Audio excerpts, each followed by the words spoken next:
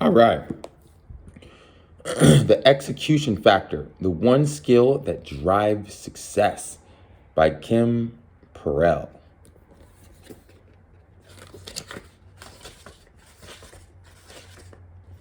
Okay, this is broken. Here's a quote. It's anonymous. The road to success is always under construction. Oh, I like that one. That's a good one. That's a good one. All right. We got trait one, trait, which is vision, your North Star. Trait two, passion, what you're willing to sacrifice and suffer for. Ooh, we're going to have to read that one. I like that. Here we go. Trait three, which is action, taking that first step and the next one. Resilience is trait four, dealing with obstacles, change, and uncertainty.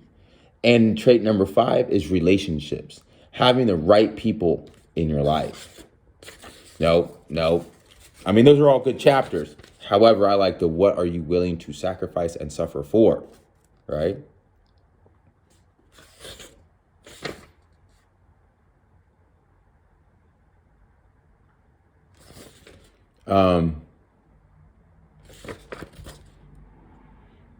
What we do for love, emotional rescue, fueling your fire, never completely submit to the dark side. I say to commit all the way.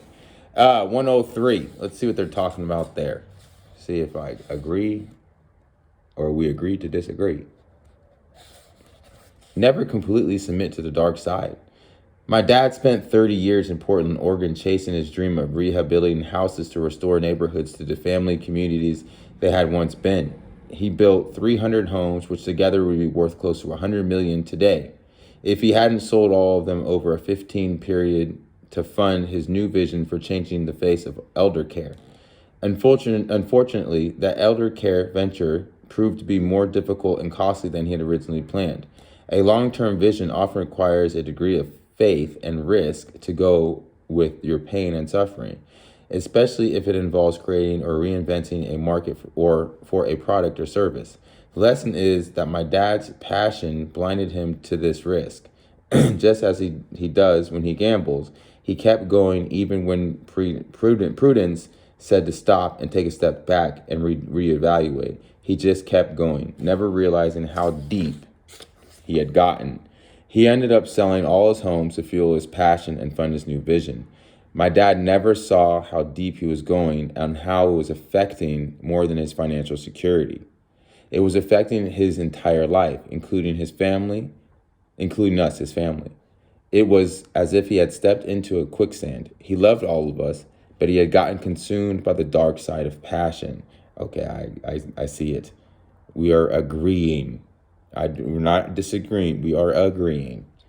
He loved all of dark side of his passion. His willingness to suffer blinded him to all his problems. He just kept pushing through the pain, kept pushing forward. He forgot to take a step back. He failed to take stock of what he did and didn't know. He forgot to master his passion. When he didn't take the necessary steps to demonstrate how much he was willing to sacrifice, it affected him both monetarily and personally. Yeah, I agree. I cannot argue this at all. I enjoy this. Pain can be productive and necessary when it comes to passion, but it can lead us to focus on the wrong things and ignore other problems, warning signs, people, possibilities, opportunities, and ideas. No other trait has such a deep dark side. Okay, I agree. Let's be a passion Jedi. Finding your passion empowers you to stretch yourself as an entrepreneur and ensures your business growth.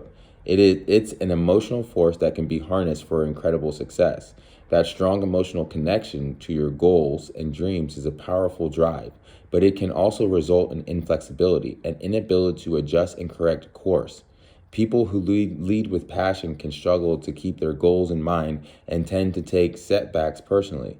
Don't worry, we're all human, and I can certainly relate. A high level of passion and belief in ourselves will push us to go to seemingly unimaginable heights.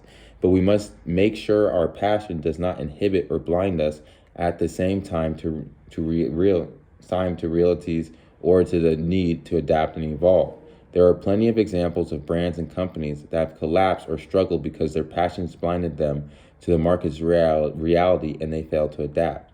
Kodak, BlackBerry, and Blockbuster, to name a few. But I want you to consider pain one more time from a personal level. The chapters in this section have described some of the warning signs that passion was blinding me and others. Okay, I'm going to read these and then we're going to go from there.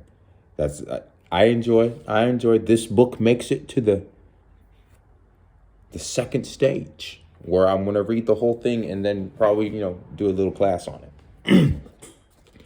I didn't negotiate for a better deal for my horseback riding lessons because I would have done even more work to get them. So I just said yes to the first offer. Passion in extremes can lead others to see you as irrational and illogical, which will cause them to dismiss you and your ideas. Passion can make it difficult to choose what and whom to focus on and make it difficult to identify your highest priorities. Passion can make you forget to stop from time to time and smell the roses and celebrate. Boom. Blah-blah. Kim Pearl, Kim Perrell, The Execution Factor. The one skill that drives success.